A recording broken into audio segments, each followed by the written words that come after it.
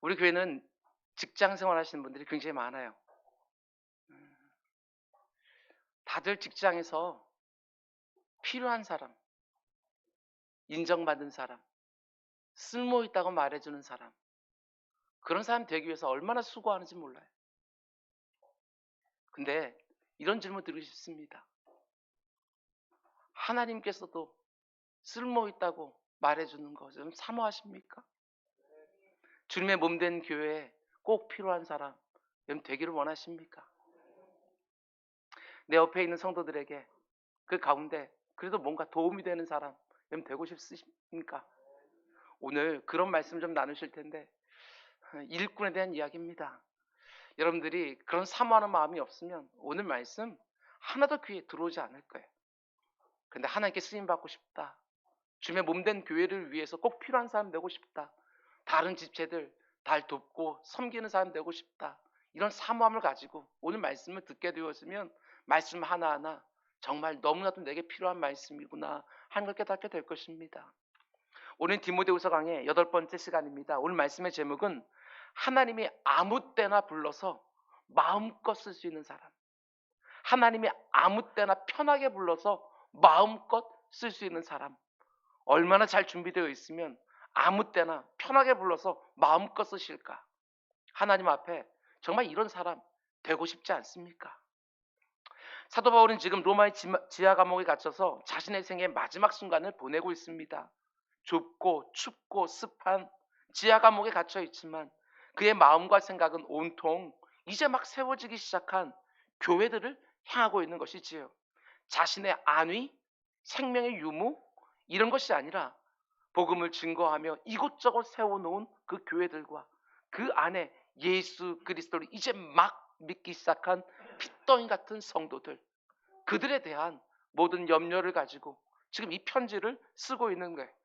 교회 내적으로는 거짓 교사들이 가르치고 있는 잘못된 교훈이 복음의 진리를 왜곡시키고 있고, 교회 외적으로는 로마의 네로 황제의 박해가 점점 극심해지고 있습니다. 이제 막 복음을 받아들인 그 어린 성도들이 고난을 두려워하며 믿음을 버리고 교회를 떠나고 있는 상황이지요. 그 어느 때보다도 복음의 진리를 지켜내야 되는 일꾼들, 교회와 성도들을 보호하고 어떻게든 섬겨야 될 좋은 일꾼들이 필요한 상황입니다. 그래서 사도 바울은 2장 후반부에서 이런 일꾼들이 필요하다, 이런 일꾼들이 세워져야 된다, 이런 권면을 자신의 뒤를 이어서 에베소 교회를 섬기고 초대교회를 섬겨야 될 자신 너무나 사랑하는 영적인 아들 디모데에게 편지를 쓰고 있는 것이지요. 그런데 어떤 일꾼이 좋은 일꾼인가? 복음을 지키고 교회와 성도를 지켜내 신실한 일꾼인가? 우리가 지난 시간에 본 것처럼 좋은 일꾼은 무엇보다도 거짓 교사들로부터, 잘못된 교훈으로부터 복음의 진리를 지켜내야 되기 때문에 하나님의 말씀을 옳게 분별할 수 있는 사람이어야 된다. 재능을 말하는 게 아닙니다. 하나님의 말씀을 옳게 분별하여 그 진리를 지켜낼 사람들이 반드시 일꾼이 되어야 된다, 이 말을 하는 것이고, 여기서 옳게 분별한다는 것은 똑바로 자른다, 이런 의미라고 말씀을 드렸습니다. 거짓 교사들이 오늘날의 이단들과 똑같습니다. 하나님의 말씀을 그 문맥의 흐름에 따라 정확하게 잘 잘라서 원래 의미대로 가르치는 것이 아니라 자기들이 원하는 대로 이리 자르고 저리 자르고 막 갖다 붙이면서 하나님의 그 귀한 말씀을 누더기로 만들고 있는 것이지요. 본 뜻과 전혀 다른 뜻으로 지금 말씀을 가르치고 있는 거예요. 그래서 좋은 일꾼은 무엇보다도 하나님 말씀을 옳게 분별하고 잘 가르치는 사람이 되어야 된다, 바울이 디모데에게 권면한 거예요.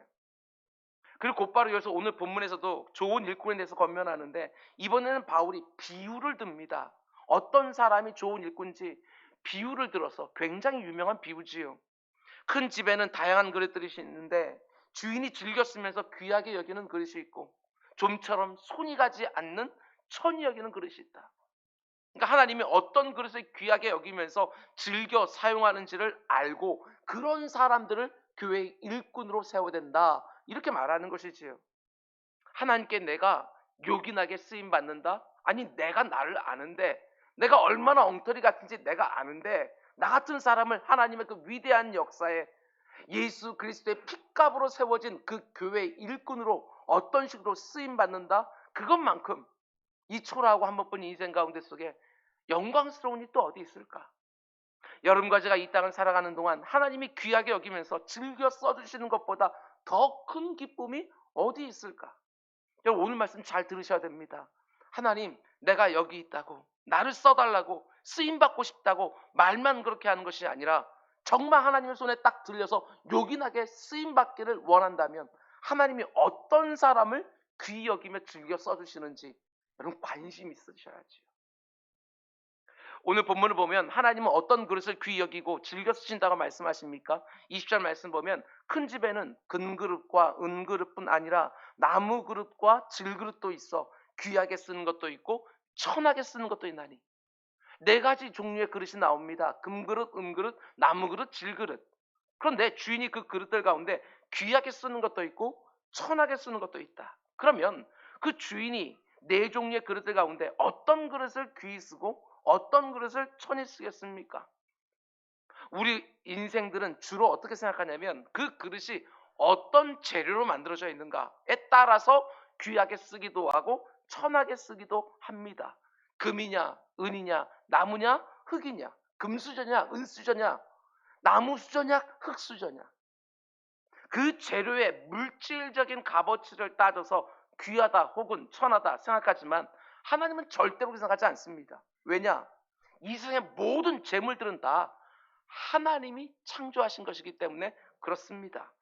자신이 창조하기 때문에 하나도 귀하지 않은 것이 없어요. 다 귀해요. 저마다 어떤 목적을 가지고 하나님은 그렇게 만들었을 뿐인 것이지요. 그 재료의 물질적인 값어치를 따지는 것이 아니라 금으로 되어 있는 그릇이나 은으로 되어져 있는 그릇을 만들었을 때도 보기 좋다 말씀하신 것이고, 나무로 되어 있는 그릇이나 흙으로 되어 있는 그릇을 만드셨을 때도 보기 좋다 말씀하시는 거예요. 어떤 재료로 만들어졌느냐로 따라서 그 그릇의 귀함과 천함을 보시는 것이 절대로 아니라는 것입니다. 그러면 우리 또 궁금해야지요. 하나님은 어떤 그릇을 그러면 귀하게 여기고 혹은 천하게 여기실까? 21절 이렇게 말합니다. 그러므로 누구든지라고 말합니다.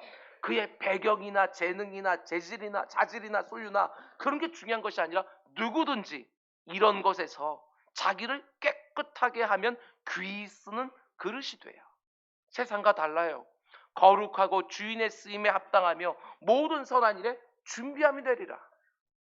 하나님이 귀하게 여기면서 즐겨 사용하는 그릇은 얼마나 값어치가 나가는 재질로 만들어졌느냐가 아니라 깨끗한 그릇, 이렇게 말씀하시는 거예요. 깨끗한 거, 그것이 그릇의 목적이에요. 아무리 금이나 은으로 만들어졌어도 더러우면 못 사용하는 것이고 손이 안 가지요. 나무나 흙으로 만들어졌어도 깨끗하면 음식을 담으면서 주인이 즐거워하는 거예요. 여러분 가운데 혹시 이렇게 말씀하고 싶은 분이 계실지 모르겠습니다. 금이나 은으로 된 그릇인데 거기에 깨끗하기까지 하다. 우리가 원하는 건 늘 그런 거 아니에요? 어떤 의미로 그런 말을 하는지 그 속마음을 잘 압니다. 여전히 나무 그릇과 질그릇보다는 금그릇, 은그릇이 되고 싶어하는 마음, 내 사랑하는 자녀들이 금그릇, 은그릇이 되기를 사모하는 마음. 그런데 그 뒤에 그러면 하나님이 더 귀하게 쓰임받을 것 같은 그런 생각. 하나님이 나를 어떤 모습으로, 어떤 자질과 어떤 배경으로 이 땅에 살게 하셨든지 부르심이 달라요. 하나님의 부르심이 달라요. 나를 금그릇으로, 은그릇으로, 혹은 나무그릇으로, 질그릇으로 이 땅을 살게 하셨든지 그건 어디까지나 이 세상이 볼 때 차이가 나는 것이지, 금도 은도 흙도 나무도 다 하나님의 선하신 목적에 따라 선하게 주어진 재료인 것이지요. 그 목적에 맞게 잘 쓰임받는 것이 중요한 것이지 그 재료 때문에 하나님이 귀히 쓰시고 천히 쓰이는 게 아니라는 거예요. 한번 생각해 보십시오.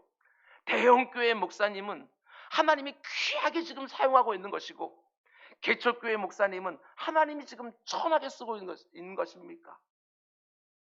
공부도 많이 하고 돈도 많고 능력도 출중하고 거기에 가문까지 좋은 사람은 하나님이 귀한 일에 귀하게 사용하시고, 공부도 적게 하고 돈도 많이 없고 능력도 부족하고 가문도 그리 특별할 거 없는 사람은 하나님이 천한 일에 천하게 쓰시냐고요. 그렇지 않습니다. 하나님은 저마다 목적과 쓰임을 가지고 그 자리로 부르신 거예요. 생각해 보십시오.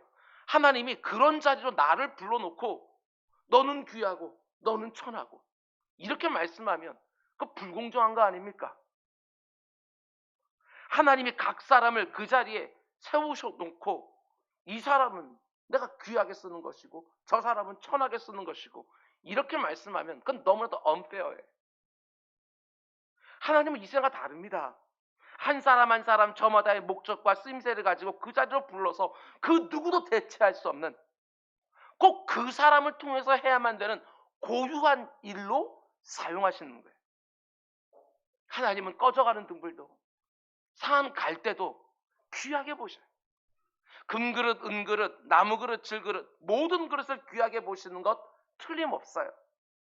하나님이 사용하실 때마다 그러나 즐겨 사용하시고 자주 손이 가는 그릇은요 깨끗한 그릇.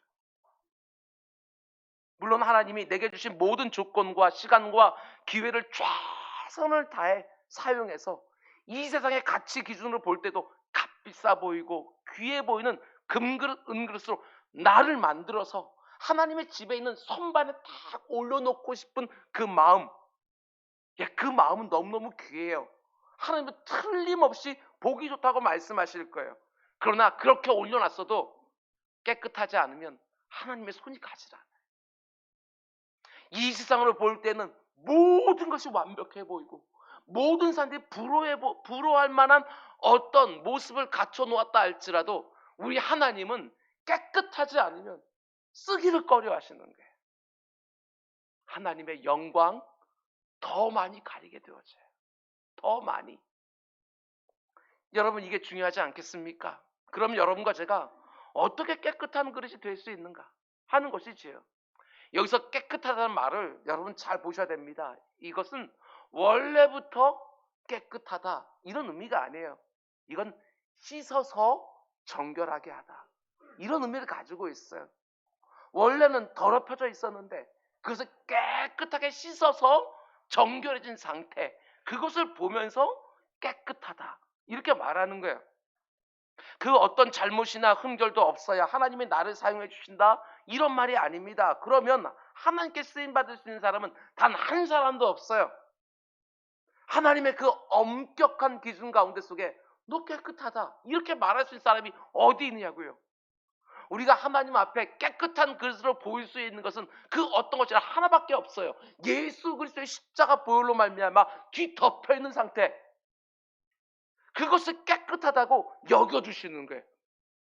여전히 더러운데 자기 아들의 피와 살로 뒤덮여져 있는 상태, 그것을 보면서 네가 깨끗해졌다. 하나님이 이렇게 늘 말씀하시는 거예요. 물론 우리가 구원받고 난 이후에도 이리 다니고 저리 다니면서 우리 발에 더럽고 추한 것들 덕지덕지 묻지만 그 가운데 속에 또 하나님 앞에 그때그때만 나가서 하나님 앞에 나의 죄됨을 쏟아놓고 그 가운데 죄사함을 받고 또 깨끗하게 씻음 받고 하나님이 그런 나를 보면서 또 깨끗하다고 또한 여겨주시는 것, 이것이 바로 깨끗한 그릇이지. 나의 이 죄됨을 분명히 알고 있음에도 불구하고 죄와 싸우려고 하지도 아니하고 고작해야 이 세상 기준으로 그 초라한 윤리의 밑바닥에 있는 법에만 저촉되지 않으면 이 세상은 똑같이 내가 깨끗한 것처럼 내가 죄 없는 것처럼 우리 성도들은 그렇게 생각하지 않아요. 우리는 나의 악한 본성을 늘 보고 있는 것이고 죄와 싸우면서도 또 이리 넘어지고 저리 넘어질 때마다 하나님 앞에 또 가서 예수 그리스도의 그 십자가 앞에 가서 떨리는 손으로 은혜를 구하면서 하나님 제가 또 넘어졌다, 또 죄를 지었다고, 또 더러워졌다고 이렇게 하면 하나님은 그 어떤 경우도 나를 물리지 않으시고 다시 받아서 그 아들의 그 완벽한 십자가 공로로 또 깨끗하게 씻어주시고 네가 또다시 내게 쓰임받기 합당하다 이렇게 말씀해 주시는 거예요.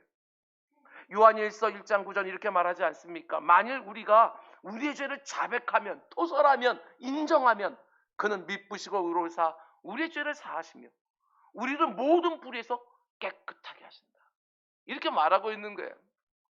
우리가 죄 짓기에 얼마나 그렇게 연약한 사람들인지 알기에 하나님은 우리 가운데 속에 죄가 전혀 없는 상태를 기대하시고 원하시는 것이 아니라 죄와 싸우기를 원하는 것이지요.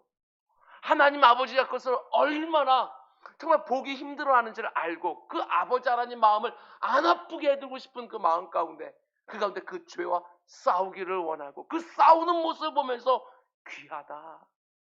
네가 참 깨끗하구나. 이렇게 말씀해 주시는 거예요. 우리 성도들은 구주께서 내 죄를 위하여 대신 십자가 위에서 그 모든 죄값을 다 치렀다는 것을 믿기 때문에 나의 죄됨을 늘 고백하면서 드러난 죄와 드러나지 않은 죄, 심지어 내 안에 있는 죄된 욕망까지도 하나님 앞에 내어놓으면서 하나님의 은혜와 자비를 늘 구하는 것이고, 그때마다 자기 아들의 십자가 보혈의 공로로 말미암아 나를 계속해서 씻어주시면서 귀하다, 쓸만하다, 깨끗하다 여겨주는 것이지요. 어떻습니까? 깨끗합니까? 깨끗합니까? 죄와 싸우고 있습니까? 그 욕구와. 그리고 넘어졌을 때 하나님 앞에 나와서 정말 처절하게, 정말 그렇게 안 하고 싶었는데 또 한 것을 놓고 마땅한 회개를 하고, 그리고 또 똑같은 자리에 갔을 때 더 이번에는 성령 의지하며 또 싸우고 있는지, 그걸 하나님께서는 우리에게 묻고 계시는 거예요. 쓰임받고 싶다, 이렇게 인정받고 싶다, 이렇게 말만 하는 것들이 아니라 쓰임받을 만하게 깨끗하게 너를 유지하고 싶어서 그렇게 나에게 와서 씨름을 하고 있는지, 그걸 묻고 계시는 거예요. 여러분과 제가 그렇게 깨끗한 그릇이 된 것을 놓고 바울은 어떤 상태가 되었다고 말합니까? 21절 말씀을 다시 보면 누구든지 자기를 깨끗하게 하면 귀 쓰는 그릇이 돼요. 그 앞에 붙어있는 조건문 한번 보십시오. 금그릇 은그릇이 아니에요. 깨끗하게 하면 누구든지 귀 쓰는 그릇이 된다. 그러면 어떤 상태가 된다고요? 거룩해져서 주인의 쓰임에 합당하며 모든 선한 일에 준비하면 되리라. 첫 번째로 거룩한 상태가 된다는 거예요. 우리 수도 없이 듣지 않았습니까? 거룩이라는 단어의 뜻이 무엇이지요? 구별되었다, 이런 뜻이에요. 이것은 하나님의 쓰실 만한 그릇하고 구별해 놓는 거예요. 따로 떼어 놓았다는 거예요. 두 번째, 주인이 뭘 하려고 할 때 그 쓰임에 합당한 상태가 되어진다. 영어성을 보게 되어지면 useful, 쓸만하다, 유용하다, 이렇게 되어 있어요. 반대로 더러우면 useless, 쓸데가 하나도 없다, 이렇게 되어지는 것이지요. 왜? 하나님이 지극히 선하신 분이시기에 더러워진 거 깨끗하게 하나님께 씻어서 정결케 만들어서 쓰신다, 이 말씀을 하시는 것이지요. 여러분과 제가 거룩하고 주인의 쓰임에 합당한 깨끗한 그릇이 되면 어떻게 된다고 말합니까? 세 번째로, 모든 선한 일에 준비된 상태가 되었습니다. 선하신 하나님의 성품을 잘 담아내는 일에 쓰임받을 수 있는 준비가 딱 되어 있는 상태가 되어진다는 거예요. 여러분, 저는 이 부분에서 이런 질문을 해보았어요. 깨끗한 그릇으로 나를 늘 준비시켜 놓는다는 게, 여러분, 이게 정말 쉬운 일입니까? 내 안에 어머니 모태에 나올 때부터 죄된 욕망이 그대로 있는데 언제라도 하나님께서 나를 쉽게 편하게 불러서 마음껏 쓰실 수 있도록 딱 준비되는 상태, 이거 만들어 놓는다는 것들이 이게 쉬운 일입니까? 그렇지 않지 않습니까? 얼마나 많은 영적인 싸움을 해야 됩니까? 그런데도 불구하고 깨끗한 그릇이 되어 있으면 하나님께서 우리들에게 어떤 상급과 보상을 주실까?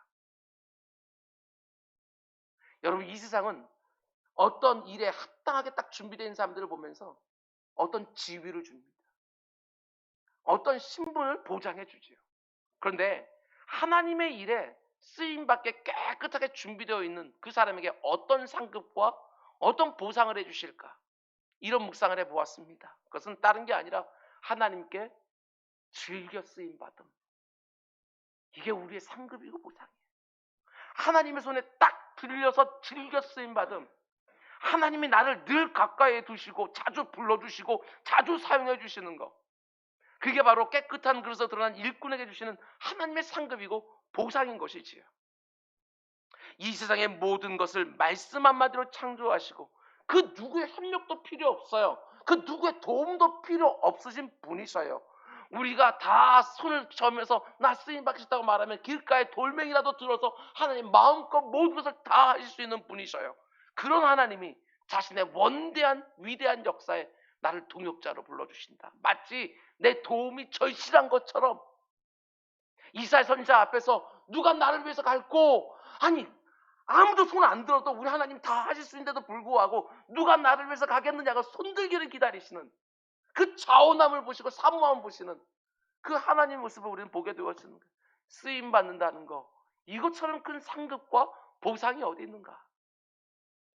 하나님께 내가 쓸모 있는 사람으로 받아들여지고 그분의 선하신 일에 즐겨 쓰임 받는 것, 여러분 이것보다 우리를 감격해 하는 것이 또 어디 있겠나? 아무개야, 오재호 목사야, 너 나한테 참 요긴하구나, 쓸모가 참 많구나. 사실은 아닌데, 내가 아는데, 사실은 하나님이 심히 불편하실 텐데, 그럼에도 불구하고 깨끗한 그릇, 착하고 충성된 종, 이렇게 불러주시면 그것보다 우리들을 감격해 하는 상급과 보상이 또 어디 있냐고요. 여러분 정말 묻고 싶습니다. 하나님께 쓰임받기를 원하십니까? 주님의 몸된 교회를 위하여 정말 요긴하게 쓰임받고 싶으십니까? 내가 원하는 것 말고 하나님이 필요하다고 싶은데 아무 때나 편하게 불러서 마음껏 쓰임받는 거 정말 원하시는가? 옆에 힘들고 어려운 지체들이 있으면 하나님 네가 가라 하면 아무리 내가 정말 나하고 버거운 사이에 있는 사람이라 할지라도 하나님이 가라고 하시니까 가서 그 사람 일으켜 세우는데 정말 힘을 다하는, 여러분 우리 모두가 다 될 수 있기를 주님의 이름으로 축원을 드립니다. 사도 바울은 여기서 한 걸음 더 들어가지요. 여러분과 저는 예수 그리스도의 완전한 십자가의 공로에 의하여 깨끗하게 되어지는데 우리 편에서는 무엇을 해야 되는지 구체적으로 두 가지를 말해줍니다. 22절 말씀 우리 함께 읽겠습니다. 시작. 또한 너는 청년의 정욕을 피하고.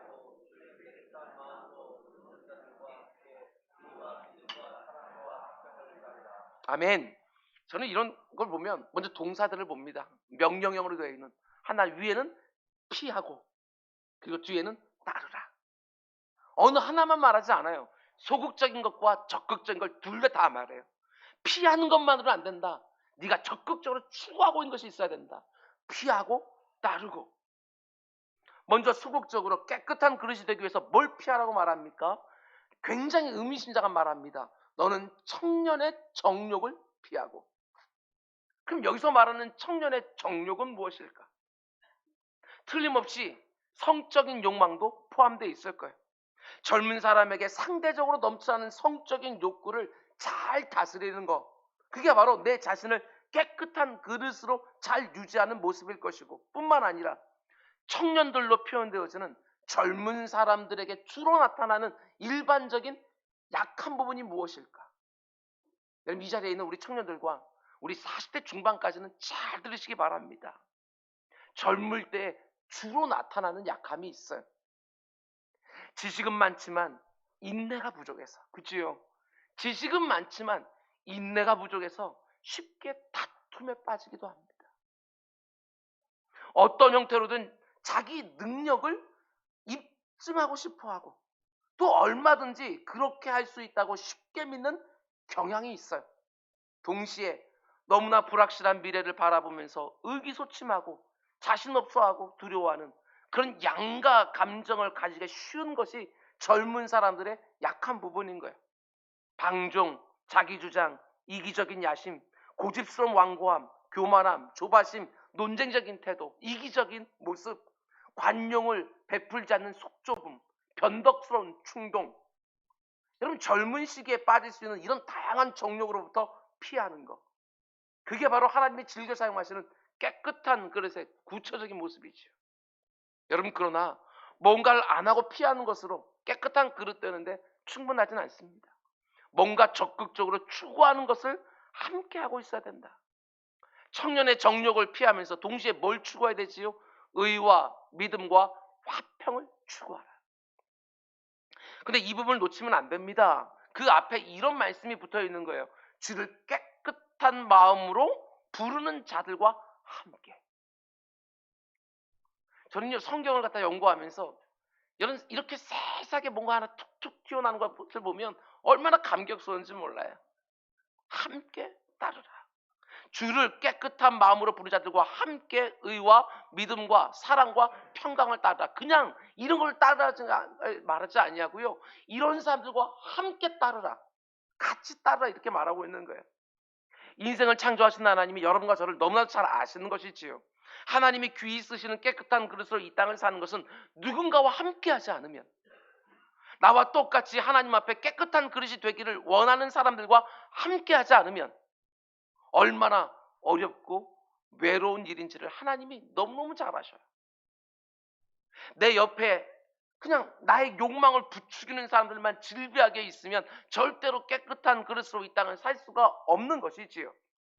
내 옆에서 깨끗한 마음으로 함께 하나님을 부르는 사람들이 반드시 있어야 서로의 마음을 나누면서 서로 응원하면서 서로 격려하면서 또 때로는 정신이 번쩍 날 만큼 서로 정확하게 권면해주는 사람들이 있어야 깨끗한 그릇으로 계속해서 하나님 앞에 잘 쓰임받게 되는 것이지요. 여러분, 나 혼자서는 절대로 안 됩니다. 얼마나 많은 사람들이 나 혼자서도 넉넉히 신앙생활 잘할 수 있는 것을 생각하지만 얼마나 교만한지 우린 그런 사람들은 안 해요. 혼자서 신앙생활 잘한다? 그런 일 절대 없어요. 내가 신앙생활 잘하고 있는지 못하고 있는지 그거 검증도 안 돼요. 혼자서 잘하는 것처럼 생각하는 것이지. 그렇지 않습니다. 악한 사단마귀의 교묘한 술책이야. 신실한 신앙생활은 절대로 혼자 안 돼요. 반드시 교회 안으로 들어와야 되는 것이고, 하나님이 허락하신 구역도 필요하고 선교회도 필요하고 다양한 소그룹도 필요하고 성도의 교제도 필요하고 어떤 식으로든지 주의 이름을 부르는 자들과 함께 해야 깨끗한 그릇으로 이 땅을 살 수 있는 게, 특별히 여러분들을 섬기는 담임 목사로서 부탁드립니다. 내 마음에 드는 몇 사람만 붙들고 신앙생활, 교회생활 하려면 절대로 안 돼요. 어리석은 거예요.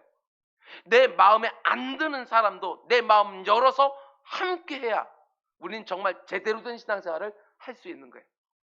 물론 버겁고 힘들고 어려울 때도 있지만 나와 안 맞는 사람들을 받아서 함께 하기 시작해야 거기서 내가 예상하지 못했던 신앙생활의 진수, 진짜를 거기서 보게 되었어요. 결혼생활도 마찬가지 아니에요? 그렇게 고르고 골라서 둘이 하나가 되었는데, 그래서 너무나 행복한 것은 틀림없는데 우리 다 경험해 봤잖아요. 함께 산다는 것이 때로는 얼마나 버겁고 힘들고 아픈지 몰라요. 혼자 살 때는 그런 생각 한 번도 안 해봤는데 함께 하니까, 함께 사니까 때로는 너무나도 힘들고 고통스러운 거예요. 그런데 하나님이 우리 두 사람 못 떨어지게 한 몸으로 딱 붙여놓고 그 가운데 사력을 다해서 그 한 몸됨을 이루려 가다 보니까 그 과정 중에 믿음도 배우고 사랑도 배우고 소망이라는 게 뭔지도 배우고 인내라는 게, 충성이라는 게 뭔 게, 우리 신앙생활에 진짜 필요한 것들을요 그 부부생활 가운데서 다 배우는 거예요. 여러분, 주를 깨끗한 마음으로 부르는 사람들과 함께하면, 공동체 안에서 나를 힘들게 하고 어렵게 하는 사람들까지 다 받아서 함께하면 틀림없어요. 깨끗한 그들에게 반드시 있어야 되는 의와 믿음과 사랑과 화평을 따르고 있는 나를 발견하게 되었어요. 다양한 사람들과 함께하면서 비로소 하나님이 원하시는 의가 무엇인지를 배워요. 믿음으로 산다는 게 뭔지를 배우게 되어져요. 참되게 누군가를 사랑한다는 게 뭔지, 다투지 않고 화평하게 산다는 것이 뭔지 그걸 배워가게 되어져요. 목회하면서 느끼는 것 중에 하나는요, 너무나 많은 성도들이 의와 믿음과 사랑과 화평과 같은 이 가치 있는 이 모든 것들을 머릿속에 개념으로만 가지고 있어요. 개념. 설명은 잘할 수 있어요. 하나님의 의가 무엇인지, 믿음이라는 게 무엇인지, 사랑과 화평이 무엇인지 말은 잘할 수 있어요. 근데 개념으로만 가지고 있어요. 개념. 의가 무엇이고 믿음이 무엇이고 사랑과 화평이 무엇인지 아무리 정확하게 개념으로 정리가 다 있다 할지라도 실제가 없어요. 능력도 없고요. 열매도 없어요. 그런데 다른 성도들과 함께하면서 개념으로만 있던 그 자리에 너무나 실체적인 내용들이 하나씩 하나씩 다 들어오기 시작합니다. 이번에 특별 새벽 기도 하는데요, 저는 이때까지 10여 년 넘게 특별 새벽 기도 인도해 왔지만 이번처럼 힘든 때가 없었어요. 로마서나 출애굽기나 이런 것들을 가지고 특별 새벽기도 할 때도, 작년에 시편 말씀 119편을 가지고 그렇게 강의하며 설교할 때도요, 이렇게 힘들진 않았어요. 근데 올해는 너무너무 힘들었어요. 너무나 주시는 것들이 많은데 도무지 그거를 이 글로 정리가 안 되는 거예요. 그 느낌을 어떻게 표현할지 모르겠는 거예요. 왜? 이번에는 사람들을 다뤘잖아요. 사람들. 다 인생이잖아요. 인생. 이런 경험 저런 경험 다 있어서 이 사람 마음속에 있는 상처 다르고 저 사람 마음속에 있는 그 상처 다르고 경험들이 다 다른데, 그들이 예수 앞에 나왔을 때 우리 주님도 그들 대하는 모습이 다 다른데 그 가운데 속에 그 인생들을 쉽게 글로 쓸 수가 없는 거예요. 얼마나 고통스러운지. 그 어느 때 봐도 원고 작성하는 것도 힘들고, 다 작성해놨다고 한다면 또 못 담은 것 같고 또 지우고 또 수정하고 계속 하다 보니까, 여러분 아시잖아요. 저는 7시면 누워야 되는 사람인 거. 근데도 9시가 되고 10시가 되고 누워도 계속 뭔가 미흡해서 내가 이 사람은 잘못 읽은 것은 아닌지 하는 생각들이, 다른 목사님들이 다 설교해 놓은 것도 많이 참고를 하고 주석도 참고를 하고 있는데 그것들이 다 글로 되어 있는 거예요. 글로. 여기가 다 해야 되는데, 근데 우리가 얼마나 엉터리 같은지 그 말할 수 없이 그 다양한 의미들을 담고 있는 하나님의 의가 무엇인지, 믿음이 무엇인지, 사랑이 무엇인지, 화평이 무엇인지, 그것을 짧은 단어로 여기다 딱 개념화해 놓고 그것을 마치 내가 알고 있는 것처럼 저는 그렇게 생각할 때가 너무나 많은 거예요. 그렇지 않아요. 사람들 속으로 쑥 들어가서 그 가운데 경험하기 시작해야 모든 일에 옳고 바르기를 원하는 하나님의 의 개념으로 알고 있었는데, 사람들과 함께하면서 불의한 것을 보게 되었을 때 어떻게든지 그걸 바로잡고 싶어서 해를 쓰다가 볼 때 그한테 비로소 하나님의 의라는 것이 이런 거겠구나 한 것들을 체득하게 되어지고, 사람들에게 수없이 속고 다치면서도 그 사람을 끝까지 받아내려고 하다 보니까 비로소 믿음이라는 게 이런 거 아닌가 하는 것들이 좀 열리기 시작을 하고, 누군가를 진실되게 사랑하려고 하다 보니까 어떻게 되어집니까? 내가 죽지 않고는, 나를 부인하지 않고는 진실로 사랑할 수가 없다는 것을 비로소 배우기 시작을 하고, 그러면서 우리는 다툼이 아니라 얼마나 화평한 것이 소중한지 그것들을 깨닫고 되는 것이지요. 이거 혼자서 몰라요. 다른 사람들과 함께하면서, 그것도 나를 힘들게 하는 사람들과 함께하면서 이 모든 것들을 제대로 배우기 시작하는 거예요. 체득되기 시작하는 거예요. 그런 것들이 내 머릿속에 개념으로만 있을 때는 다 착각을 해요. 얼마든지 내가 생각하는 내가 아닐 수 있는데, 내가 생각하는 내가 아닐 수 있는데, 그냥 머릿속에 있을 때는 그냥 내가 의로운 사람인 것처럼 생각했어요. 내가 그래도 믿음 있는 사람이라고 생각했어요. 나는 그래도 사랑하는 사람이라고 생각했어요. 나는 그래도 화평케 하는 사람이라고 생각했거든요. 내가 생각하는 거. 근데 사람들과 함께 해보니까 그게 아닌 거예요. 이런 경우도 얼마나 많은지. 결혼 생활하면서 우리가 깨닫는 게 그거 아니에요? 배우잖아요. 남편과 아내가 함께 살면서 내가 생각하던 내가 아니에요. 나는 누구랑도 잘 살 수 있을 거라고 생각했어요. 나는 좀 넉넉하다고 생각했어요. 나는 잘 이해해주는 사람을 생각했어요. 근데 내가 고루 골라서 그 한 사람하고 딱 결혼을 했는데 그 사람 하나도 못 받아주는 거예요.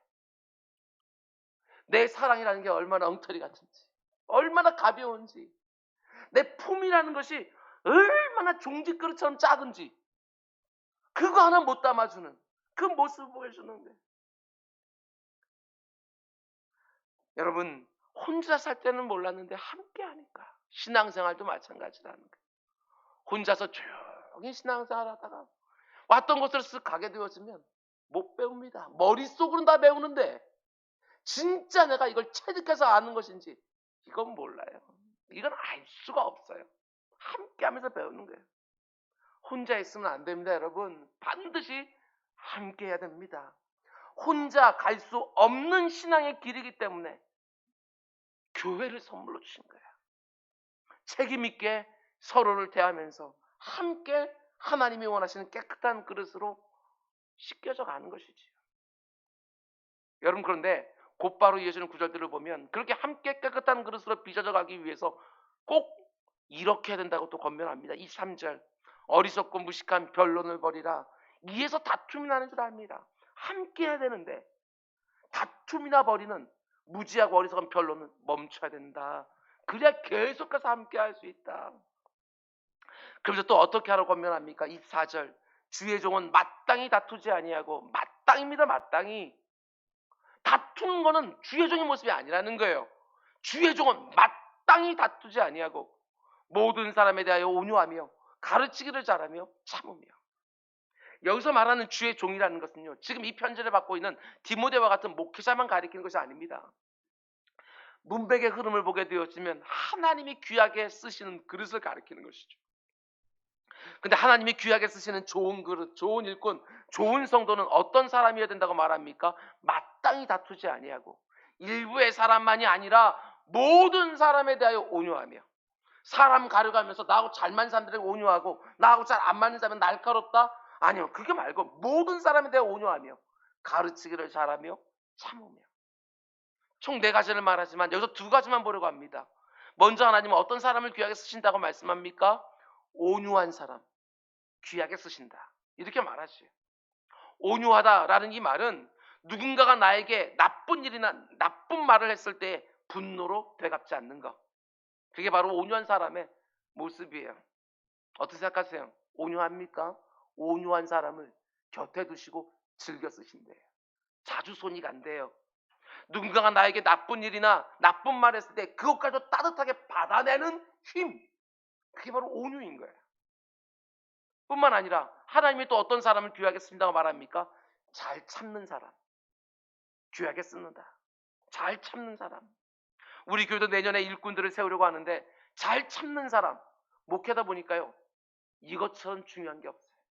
이것처럼 충분히 화가 날 만한 상황인데도 견뎌내는 것이고, 얼마든지 불쾌할 만한 불친절도 용납해내는 것이고, 너무나 말도 안 되는 어리석은 말은 개쏟아내는데도 그거 들어주는 것이고, 때로는 눈에 다 보이는 그 사람의 결점도 드러내서 말하지 아니하고 이해해주고 덮어주고, 사사건건 나를 반대하는 사람도 충분히 그럴 만한 이유가 있겠지 하고 그거 견뎌내주는 것.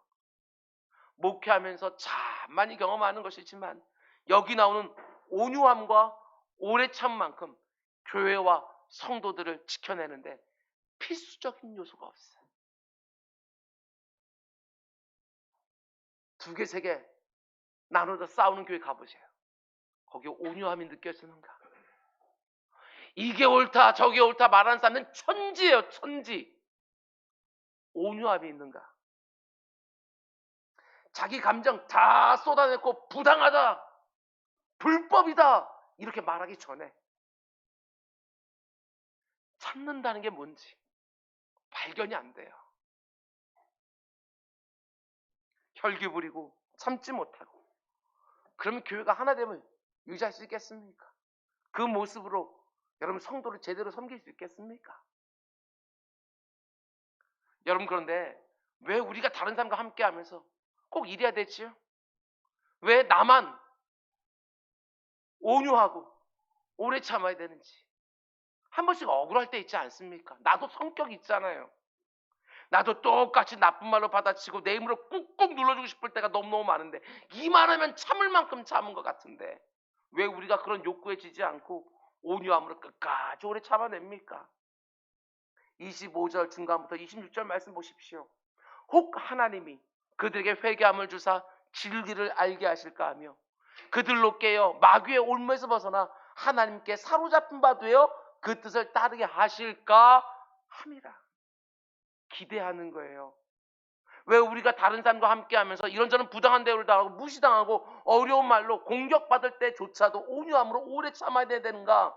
사람의 진정한 변화는요, 나의 논리나 설득이나 의지로 되는 것이 아니기 때문에 그런 거예요. 혹 하나님이 그들에게 회개함을 주실까 하고, 혹 하나님이 그들에게 진리를 알게 하실까 하고, 혹 하나님이 그들도 꽉 사로잡아서 자신의 선하신 뜻을 따르게 해주실까 하고 온유함으로 오래 참아내고 견뎌주고 기다려주는 거예요. 하나님이 그 사람을 만져주실 때까지 온유함으로 오래 참아 주는 것이지요. 사람의 변화를 사람이 할 수 있습니까? 하나님이 반드시 도와주셔야 되는 거예요.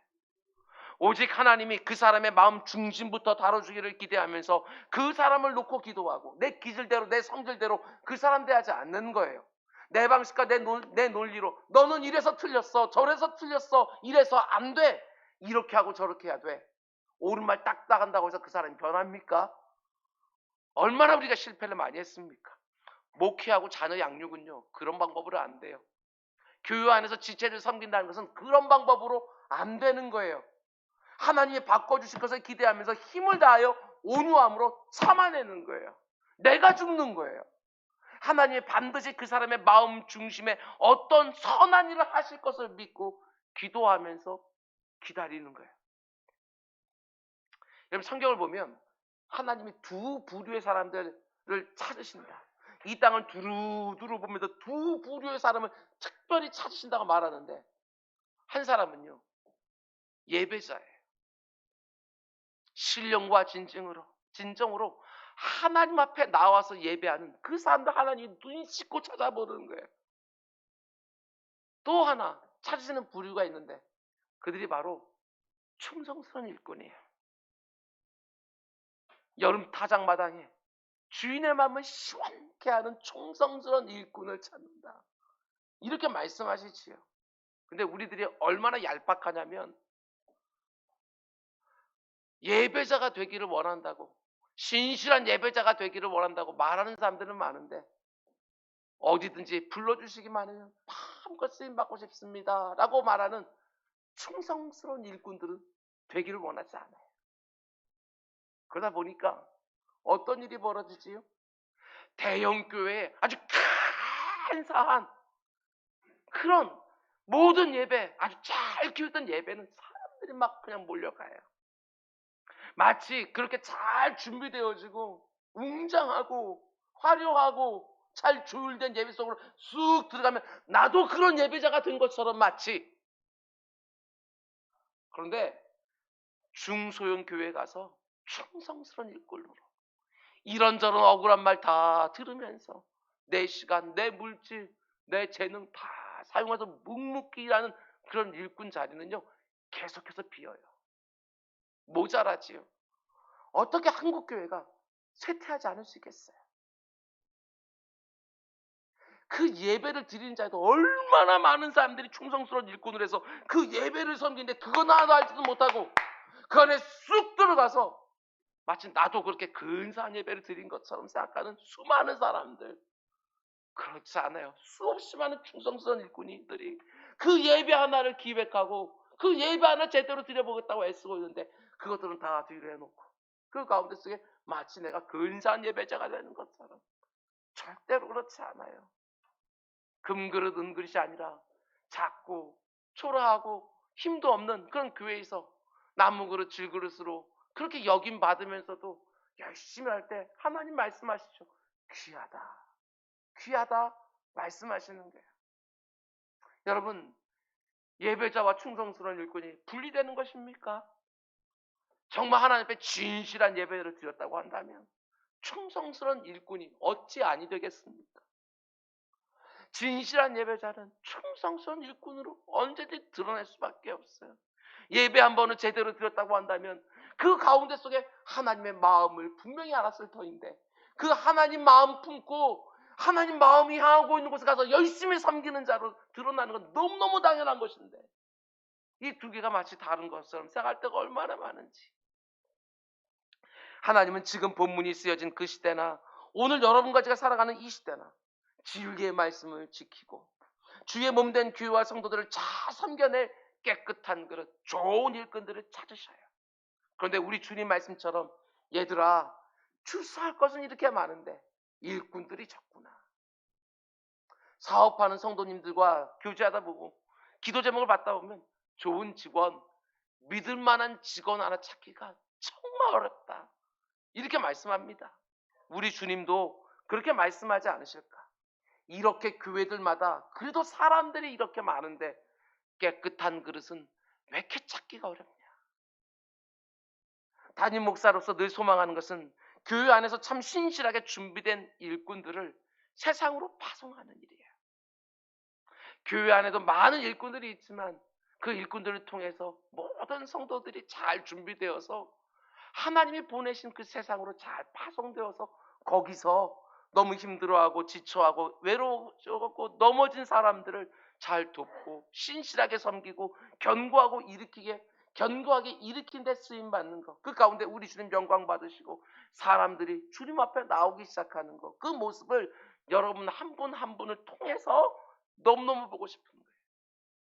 담임 목사가 이 강단위에 와서 아무리 열심히 준비를 설교한다 할지라도 그 가운데 속에 많은 사람들이 은혜를 받았다, 도전이 되었다, 아무리 말한다 할지라도 여러분 그래봤자 지금 이 자리에 있는 백 몇십 명, 그게 전부 아니에요.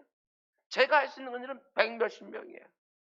그런데 백 몇십 명이 잘 준비되어서 말씀을 품고 그 가운데 먼저 나를 쳐서 목동시키며 그 말씀을 세상에 나를 보내신 하나님과 가게 되었으면 지금은 여기 백 몇십 명이지만 오늘 이 말씀 하나 듣고 그렇게 쓰임받기를 사모하는 사람들이 세상 속으로 곳곳으로 쑥 들어가게 되었으면 세상의 구석구석들이 그 가운데 살아나기 시작하지 않겠어요? 모두가 다 하기 원하는 거, 나도 하나님의 은혜를 받아서 그 자리에 꼭 가서 그 일만을 쓰는 것이 아니라 이 원대한 하나님의 나라 가운데 속에 저 귀퉁이에 있는 아무도 찾아오지 않는 아주 작은 공원에서 빗자루만 하고 있어도 하나님 나를 거기서 보내셨다 하면 그거 깨끗하게 충성스럽게 쓰려고 하는 모습, 그것이 하나님의 모든 섭리와 인도하심을 아는 진짜 성도의 모습 아니겠습니까? 이 자리에 있는 모든 분들이 하나님의 선한 일에 쓰임받는 것이 얼마나 내게 큰 영광인 줄 알고 하나님이 아무 때나 편하게 불러서 마음껏 나를 사용할 수 있도록 언제 불러주시나 하고 내 영혼과 내 몸과 내 삶을 일상에서부터 깨끗하게 준비해 놓고 기다리는 우리 모두가 꼭 될 수 있기를 주님의 이름으로 축원드립니다. 우리 기도하겠습니다. 사랑해 주님 감사합니다. 아버지 하나님, 그냥 머릿속으로만 쓰임받으면 좋겠다 이러지 않게 하시고 정말 현장 가운데 속에서 쓰임받으면서 하나님의 마음도 알고 그 가운데 신앙생활에 필요한 모든 것들도 아버님 실제가 되고 열매가 되고 능력이 되는 우리 모두 다 될 수 있도록 주님 인도하여 주시옵소서. 우리 사랑하는 성도들이 하나님이 찾으시는 그 예배자들 다 되게 하시고 하나님이 기대하시는 충성스러운 일꾼도 다 될 수 있도록 주님 인도하여 주시옵소서.